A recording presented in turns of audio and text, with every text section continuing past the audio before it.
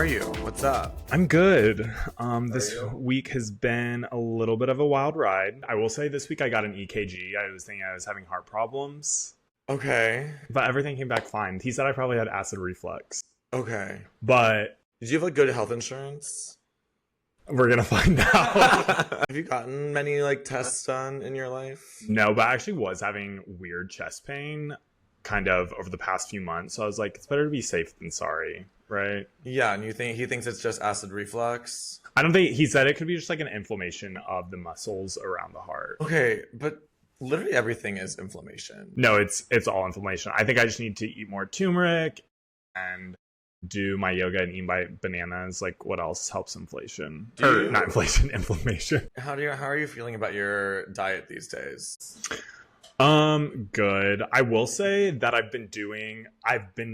cut back on my eating out budget by like 90%. So I maybe go out to eat once or twice a week now. So I've been cooking basically everything in my home. That does mean though that there's like significantly more struggle meals, which is like a handful of nuts and like maybe some ramen and then like some Greek yogurt. It's just like and then you get like an everything bagel. It's the mishmash of like the most random shit. Yeah, I was thinking the other day because I've been thinking a lot about romance and partnership lately, and it just hits me at random times. And the other day, I was eating one of my signature meals, which is turkey deli slices. I'll have broccoli that I steamed in the microwave, and then I'll put like a little bit of hummus, a little bit of salsa, a little piece of broccoli, wrap it up in the turkey, take a bite, and I'm like, I don't think I'm going to be able to do this when I'm living with someone one day. That You know what I like mean? sometimes you see the memes about like white people not being able to cook, and I'm like, and I feel like this is just you're not helping the stereotype. Yeah, no, I'm not helping it at all. So romance. I was thinking about romance on the way here. So just for a little context, I already told Davis, but I was probably, we'll say like an hour and a half off the target time we were supposed to start, because I did miss my train stop on an express. So it took me maybe 30 minutes out of my way. That accounted for 30 minutes. The other hour was just me being irresponsible. But we were locked in like the tiny E train. The subway was crowded because it's 2 p.m. on a Saturday. And I typically like don't have any problems with PDA because I can look away. However, the couple in front of me was just making out like hardcore. And I was like, Were they attractive at all? they actually were. Because that makes, I hate to say it, it makes a difference. It was making me uncomfortable, and like I don't get claustrophobic, but I was like, and mind you, that was one stop. It felt like the longest ride of my life. You had like your hands on the doors and you're like banging. Yeah. But maybe that was like maybe that was a cosmic signal of like, I need to start dating again. Yeah. I also think what I think is so confusing and weird is the idea of like, oh, I'm dating or I'm not dating. Because like, what does that mean? Does that just mean I spend 20 minutes plus a day on Hinge versus not spending 20 minutes a day on Hinge? Like, I'm not dating because I haven't gone on a date in a while, but like, it's not because I've said I'm not dating right now. For New York, I feel like you're either in the dating game or you're not in the dating game. I feel like people just like the sound of their own voice. And they Like on dates? No, I just mean like when they're talking about it. I kind of have some charge around this because the guy I dated all summer, who I've remained really good friends with, who will probably listen to this episode, literally once a week, he'll text me and he'll be like, okay, I'm locking in. I'm not dating anymore.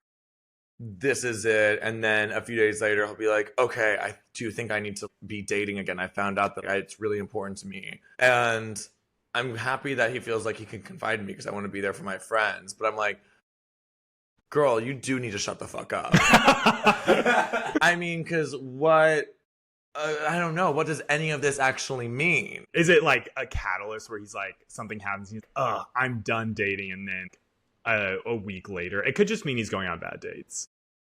I don't want to air out all of his dirty laundry. I will just say it's less that something is happening and more so like there's an ongoing situationship and like his feelings about it change a lot. So like, again, it kind of comes back to nothing is really happening. Like everything is really staying the same, but there's always a drama around it. But here's the thing about making something so much more dramatic than it needs to be. It is, by nature of what I just said, unnecessary. And also, that's his right. Like it is your right as a person in the world to be overly dramatic about some things. And I think that's part of the human experience. And so like I'm talking about it flippantly right now, but let me just say, biggest hypocrite of all time right here. Yesterday, I had to call our mutual friend, my best friend Tomas, and cry because I thought that nobody wanted to hang out with me ever and that like everyone was hanging out without me. Is this the over the drag race thing? Not watching Drag Race on Friday? Kind of. Okay. Wait. Just because I texted you last night? Yeah, and you said you want to watch Drag Race, and And you also said no. No, literally everybody said no. What the hell's wrong with gay people? I thought that gay people wanted to watch Drag Race with other gay people. And the last two times I've watched it alone with my cats. Well, okay. Here's the thing: is Which I love my cats. I'm sorry, but I knew I wanted to hang out with you today, and here we are. Yeah. Okay. Well, anyway, I was definitely being dramatic, but the feelings were very real. So I can extrapolate that out and recognize that his experience was also. Your feelings are valid. See, I don't think that's true either. Sometimes feelings are invalid, but that's okay. See, that's the next step. I remember when I was in college, I was a freshman in, what would that have been? 2017, which I think was like really at the brink of At the absolute chaos, pandemonium, madness we're living in our current timeline. like the age of political correctness that we've gotten into.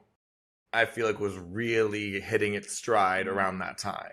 You know, this is at a small like liberal arts private school, and I did a pre-welcome week program that was all about like serving the community, and it was called Ambassadors of Change. Okay. Sure. So that's just to paint the picture, right? And I remember something they would say all the time is feeling is fact. However someone feels like that's the fact. I actually like that's not true. Yeah. The way you feel about a situation is actually it's not the facts of the situation at all. And so now I think we've taken a step in the right direction by not saying feelings are fact anymore, plus, but we are saying your feelings are valid. Yeah. And the thing is, sometimes the feelings, what does valid mean, I guess, is the real question. Because it's like, do they really, like, truly, at the end of the day, it makes sense? No. But are you allowed to have them, and is this part of the human experience? Yes. And are you still as a person worthy of love and respect, even with your irrational, invalid feelings that you have today and will continue to have at other points in your life? 100%. Actually, you kind of clocked me for it because I was kind of. I guess I don't mean that. Like, yeah, you're it's just one of those things you say when you like when people are telling you they're angry, you have nothing else to say. Someone's telling you they're mad, they're angry. It's kind of like a lazy response, just to be like, yeah, your feelings are valid, because they actually aren't valid. The probably correct thing would be to say, well, your friends obviously care about you because you called Tomas and I'm here today, and we're gonna have a wonderful game night tonight. How are you with comforting people? And sincerity. How are you with sincerity? I feel like you have an answer to this question for me. No, I don't. I have one for me, but I'm gonna let you go first. I have an answer for you. Okay, go on. Okay, I think I'm good at having like one-on-one conversations. I think I'm a good listener, so I think I can be very receptive to people when they're telling me something vulnerable, and I can kind of like not cater my response, but I typically know what people, how they're telling you the story. It's like they either want tough love or they want like a shoulder to cry on, because it's not always the best thing when someone comes to you with an issue to be like, okay, well, this is what you need to do, A, B, C, and D. Sure. That's kind of like rarely what they're looking for. So if someone's just looking to vent to you, like I'm totally that person. Yep. What about you? What would you say? Like, how are you in comforting? When it gets into like really being soft, this is weird. This is a paradox about me, because I think most people who know me and like know what I'm interested in and all of that stuff know that a cornerstone of my brand and my personality is this like love and light element of it all. And so tell me why I feel like a lot of times when I say something trying to sound sincere, it does sound sarcastic, and I somewhat chalk it up to consuming Keeping Up with the Kardashians during formative developmental years of high school. Like, you do not have the pitch in your voice. Yeah, like I don't like it's a delivery problem because someone will like really open up and I'll be like, totally. Or no, your favorite one is you kind of cock your head all the time and you're like, that does suck. But isn't that the right thing to say sometimes? Like, don't you need to hear that does suck? Yeah. I remember listening to, I think it was some podcast, The Moth specifically, but it was this doctor talking about how he is like a fixer of people and he tests higher for being like a quote unquote sociopath. But sometimes like when you are trying to have intervention in other people's life, like for, your job, it's sometimes like good to be able to feel them, but sometimes like people don't always need someone who like feels all their emotions. They need someone who's a little disconnected and can look at their life objectively, which I'm like, that is your job. Yes, that's the job. Also, literally what you just explained. Do you know what you just described? You just described holding space. Everyone was clowning it. Everyone was like, what the fuck does this mean? These are words that don't mean anything. But the thing is, I sat real quiet. People will notice I stayed real quiet for a lot of it because it is a thing and it matters. And you just described it. It's like not needing to react to it, but really sitting there and giving them the space to feel all their things without needing to change it, without needing to mirror it, without any of that. And it is powerful. I guess for lack of a better term, like I didn't know this was happening. Welcome to Spill. My name is Davis. My name's Cam. And we are two Indiana boys taking on life in the big city. The Big Apple. That's the one. New York. So on this week's episode, we are going to be talking about seasonal depression. Which is easy to talk about today because we struck a rare 60-degree day in New York. No, I'm wearing this shirt. It has a beautiful flower on it. I went on a run outside and a bird landed on my shoulder.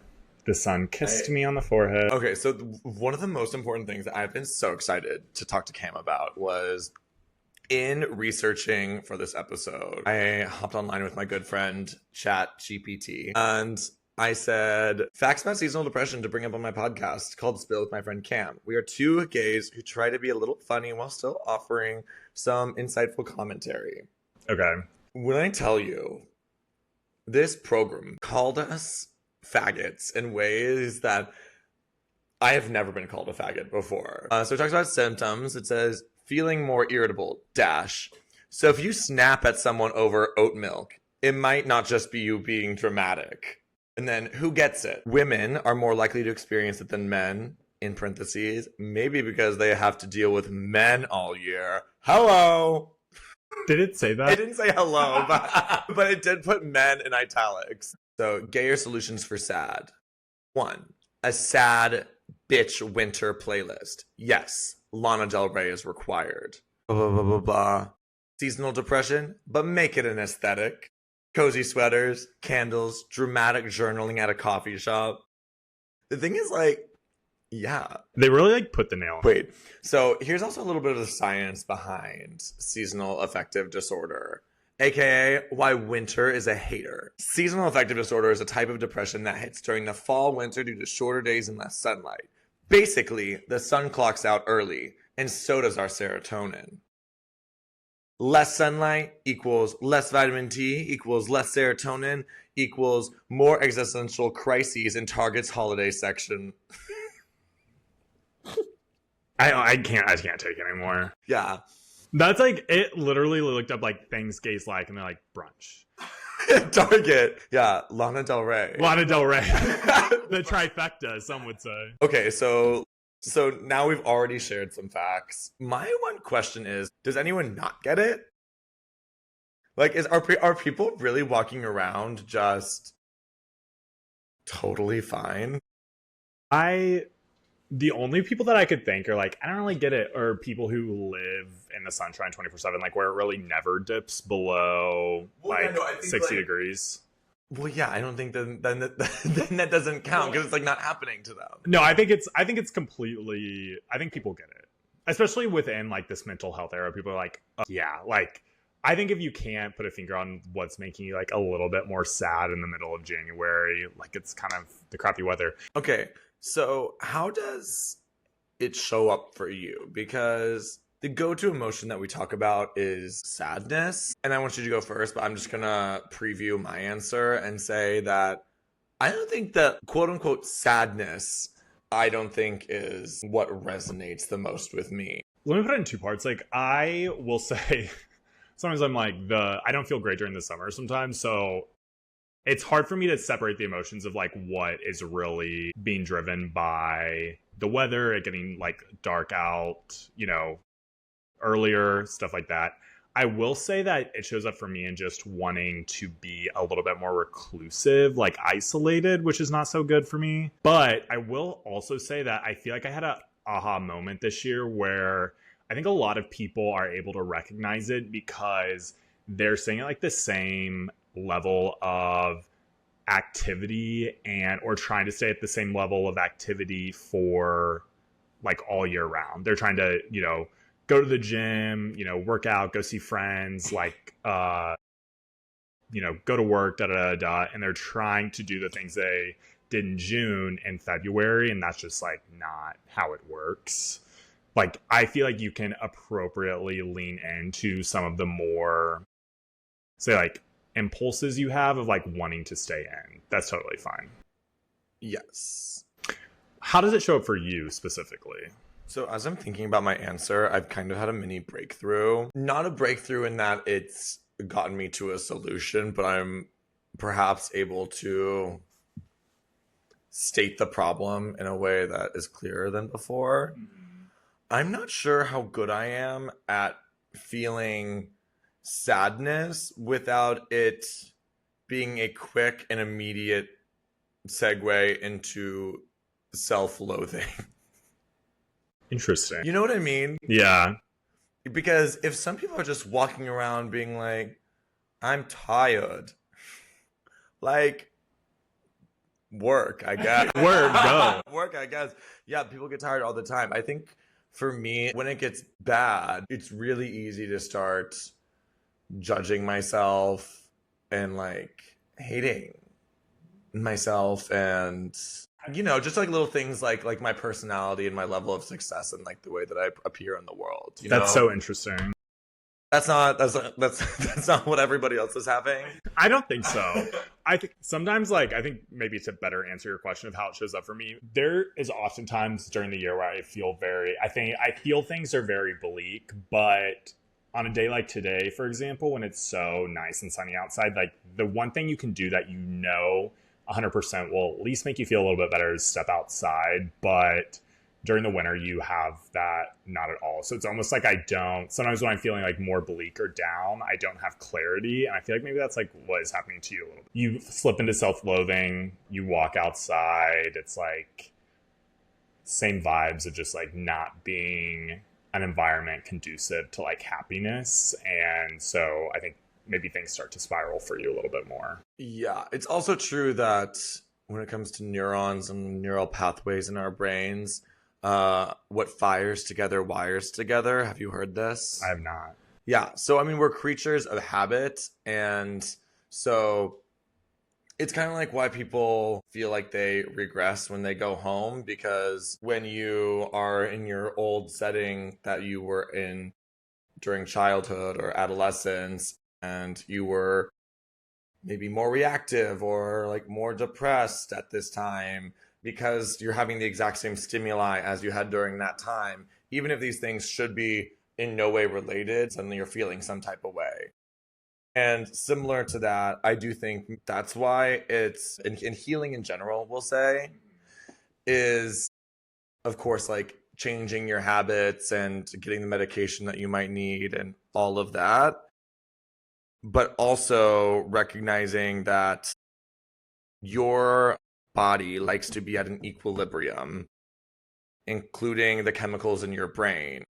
And so if you used to like come home every night and go into your room and wallow in self-pity, then that's your baseline. And so it is kind of an uphill battle, even once you get your meds, even once you do these other things, to be able to like go into your room at the end of the night and not go into that old pattern, because at a subconscious level, your brain's going to get all these cues and be like, oh, it's time to wallow. Yeah. Does this make sense? Yeah, it kind of does. Like when you were saying this, it does kind of remind me of something of when people, and we can just use like a really blanket term of when people get sad, which I feel like is literally the acronyms for seasonal affective disorder. Yeah.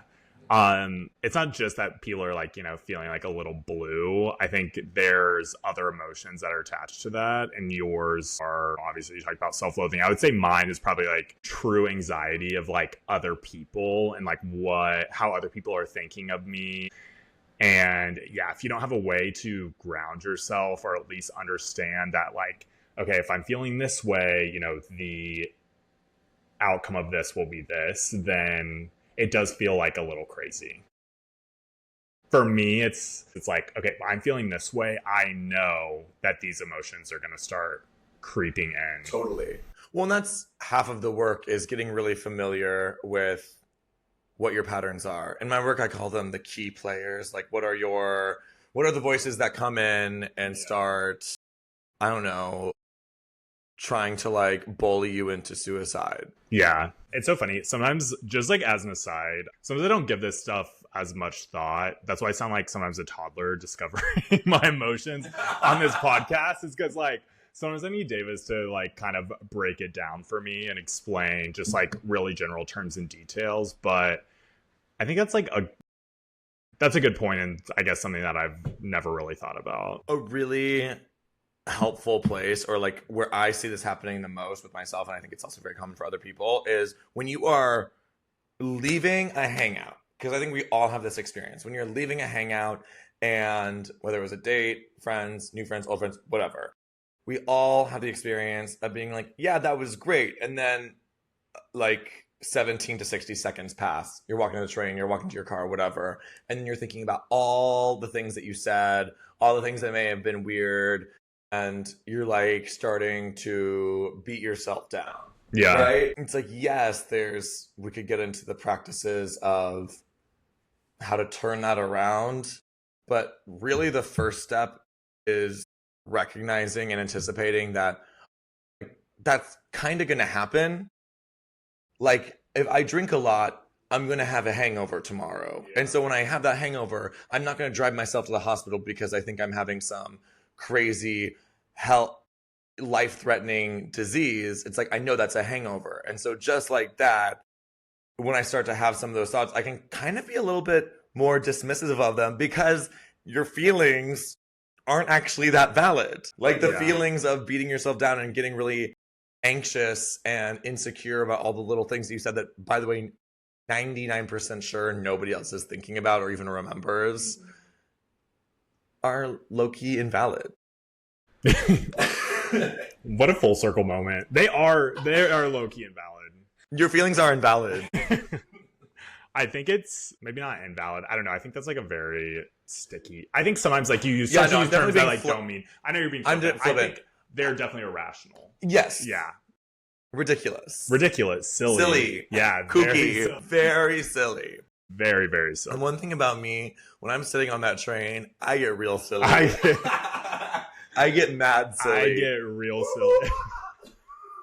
Tears streaming down my face. Silly. Crazy. Lock her up. 1000%.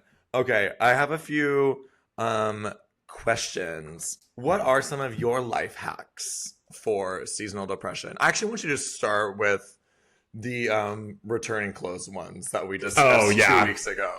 Listener, Cam shared this with me, and don't get me wrong, I have not implemented it, and I probably won't, but you might find it useful because it did blow my mind.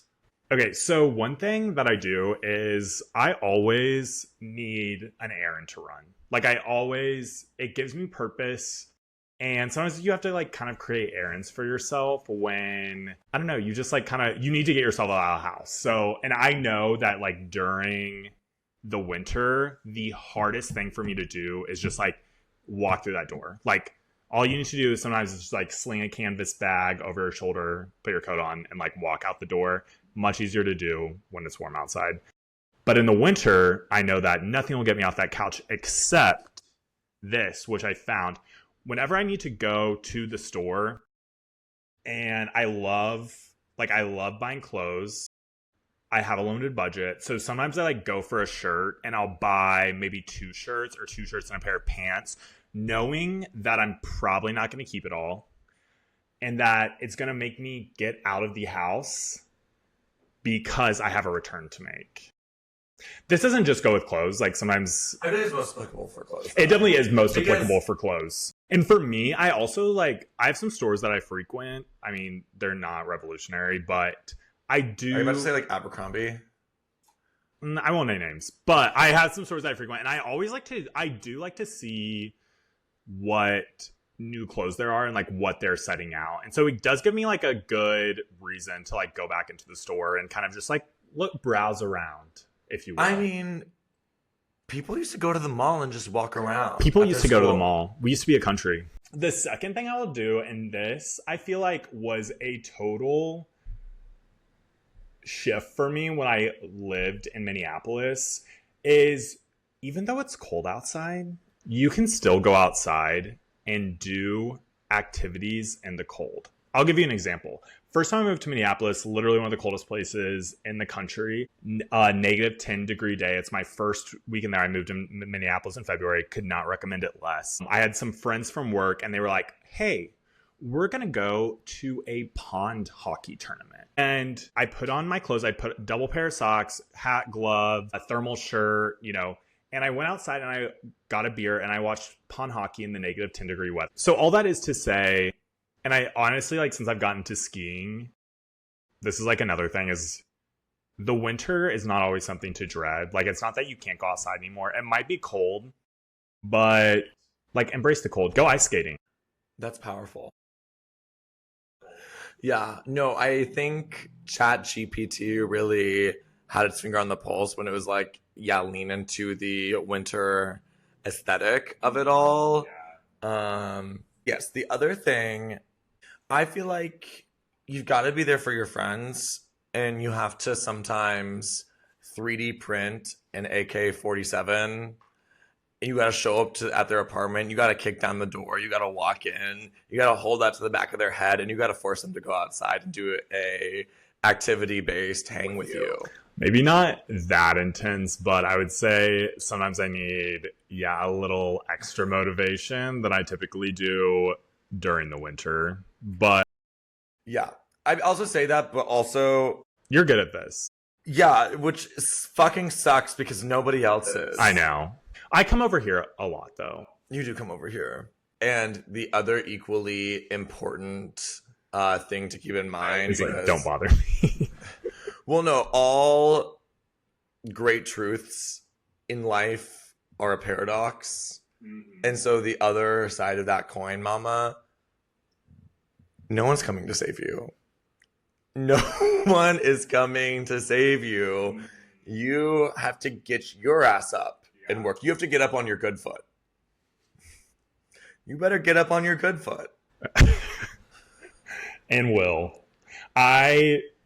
That's a good point. It does take a little self-motivation. So whatever you need, the podcast, the self-help talk, at the end of the day. It is crazy to me. And I am part of the problem. How you can be having bad day after bad day after bad day, especially, again, when it's cold, when the skies are gray, and you keep on wanting the next day to be better, and then in the morning, in those vital moments, you don't do anything differently. Right. You need to get up on your good foot. You need to turn on the iCarly theme song. You need to turn on some Run Away With Me, Carly Rae Jepsen. Okay. You need Pocket Full of Sunshine.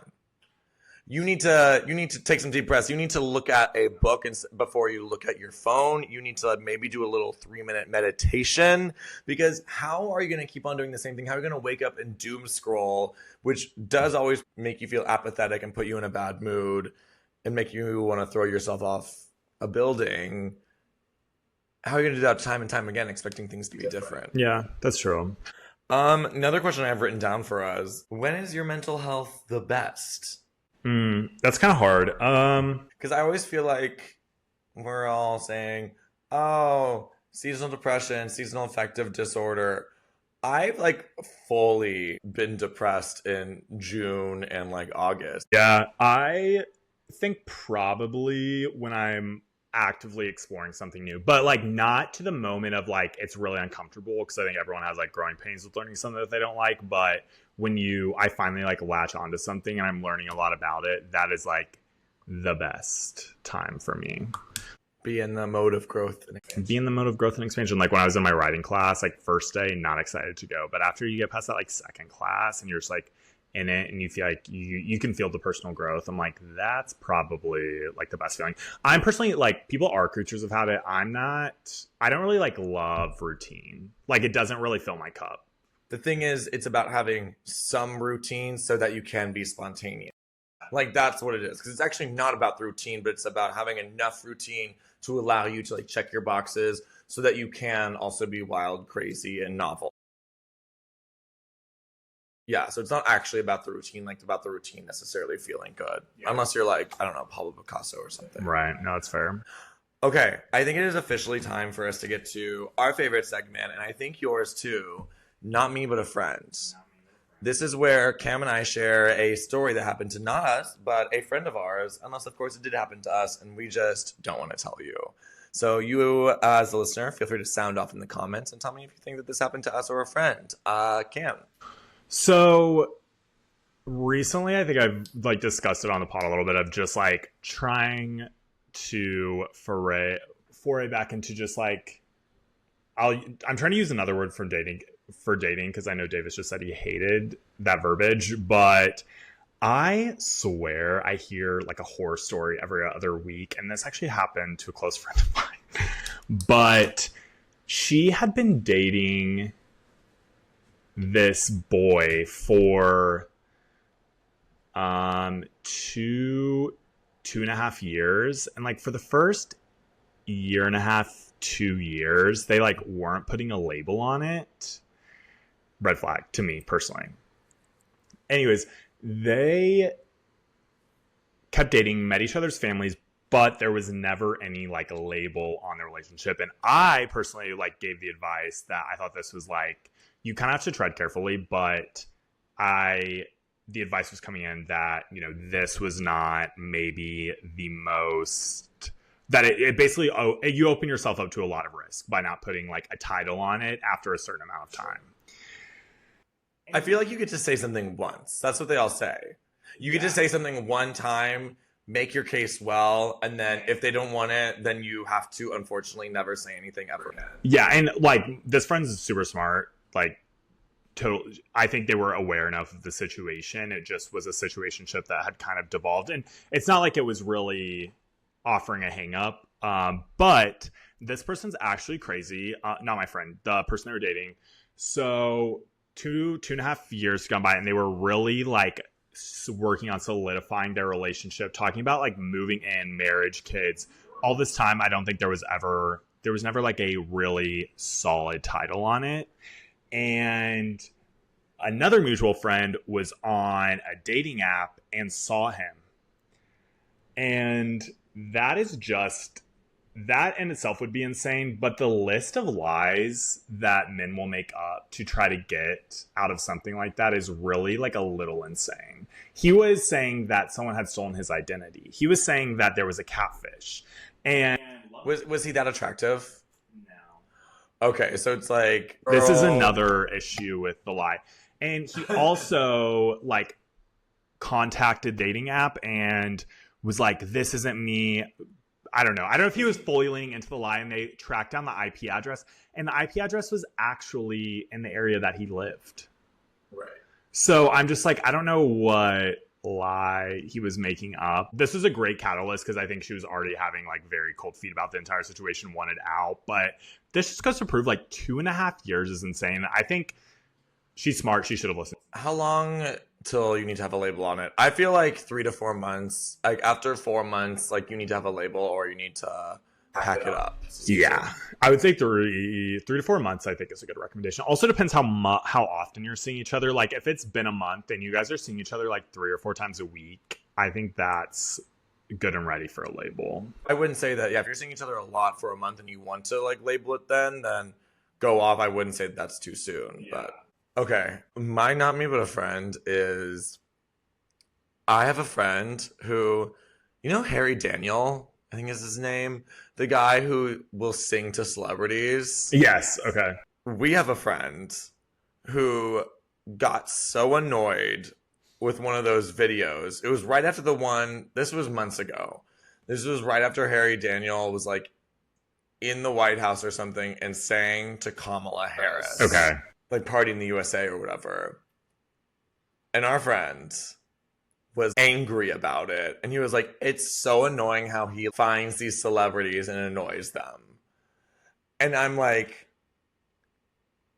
this is clearly organized. Right. Because he's not just finding Kamala Harris. you think he just got into... you think this guy just was able to get within an 8-foot radius of Kamala Harris inside the White House? It's so annoying how he's able to laser cut a opening in the window of the White House, break in and sing Party in the USA to Kamala Harris in front of her. Yeah, there's certain things that just grind my gears, and that's one of them, for sure. Anyway, I thought that was especially crazy. That is kind of like ridiculous also. It's so ridiculous. Okay, speaking of grinding gears, it is officially time for us to wrap up and share our will to live and reason to die.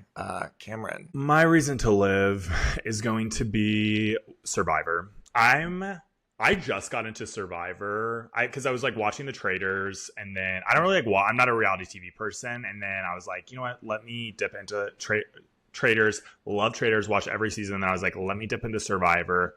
Boy, oh boy, I didn't know what I was missing out on. There is almost 48 seasons for a reason. If anyone's watching this and they work for Survivor or like know someone, I want to be on the show so bad. I think I would absolutely kill it. Anyways, that's my reason to live, is finding joy in a show that's been around forever. That's my will to live. My reason to die, I have been getting dragged by my lovely roommate over the past couple weeks for wearing an Apple Watch. I've kind of like started wearing my Apple Watch again. You're going to give me some bad news, I feel like. Oh, God. I don't see the issue with it. I know people are like, it's gauche, or like to wear it around. I like wearing my Apple Watch. I like that it's bulky. I love that it attracts people's attention. I love that people ask how many steps I've taken today. I love people ask, have you closed your rings? It is that, and I have so many friends that I'm friends with. Like, it is, leave people alone about their Apple Watches. I mean, I'm never saying anything. Don't wear an Apple Watch to the club. I'm sorry. No, that's the thing. People will wear it to the club. They'll wear it to the funeral. They'll wear it to the wedding. Okay, so that's serious. insane. They're so serious about it. No, and they really are so ugly. My reason to die is... No, I'm just kidding. My will to live... Okay, so one of my favorite things about myself is my quickness. Is everything I say always correct? No. No, it's not. Is it always funny? Not really. Not necessarily. Is it always helpful to the conversation? Certainly not. Rarely. However, if there's a space, maybe I can fill it. And I think there's something there. You know what I mean? There's something there. And especially being out in Park City, which is quite west, it felt very clear that these people had not been around a New Yorker in a while. They had never seen anyone, because out in the west... Do you consider yourself a New Yorker? Well, yes. I live in New York, don't I? This is a load of talk. out there, California, Colorado, they kick their feet up. It's lovely, and it's a different way of life. And they don't know what I got. They haven't been around this in a while. And so it was just mind-blowing for them to take in the processing power that I got up here, okay? And for me to be in the presence of them taking that in, that made me feel quite good. I will say, like, when I was taking journalism classes in college, like, one of the advice, like, some of the pieces of advice they give you is, like, be comfortable with silence. And I don't think Davis really ever got that memo. I never took a journalism class. Well, there you go. I have never seen someone more uncomfortable with silence, actually. And yeah, and that'll take me into my reason to die, which this is kind of actually very similar to what I was saying about how once you recognize the things that your mind does, you can maybe not take it all so seriously. And one thing that my mind does is every 3 to 9 weeks, I fixate on a different part of my appearance that I 100% need immediate cosmetic surgery on. You know what I mean? And then it's like for those weeks, I'm at the funeral, I'm at the wedding, I don't know. I'm on Jeopardy. No matter what I'm doing, the brain is immediately coming back to like the gum lines, the chin, the jaw, the hairline, like over and over again. And what's so crazy, and I think this is the reason why I still sit in front of you today, is that I'm able to clock how ridiculous it is, because as I'm now fixating on over this new thing, I can be like, oh, well, clearly this probably isn't that deep because I've all but forgotten about whatever the thing, like the last thing, and I've certainly forgotten about the thing before that. Yeah. So it's really just a testament to how neurotic and psychotic and crazy and kooky and most importantly, silly. So silly. And on that note, it's time to go. Listener, thank you so much for tuning in. Thank you for sipping on that true tea, honey, with us. You can find us, or actually, you can find us right here. You can find us right here. We'll be here waiting patiently until you join us again next week. Please like if you're on YouTube. Otherwise, just share with a friend, because that is how podcasts grow. And maybe a little rating and a comment if you like it. If you don't like it, then shut the fuck up. All right, y'all. Take care of yourselves, and we'll see you next week. Till next time. Bye. Bye.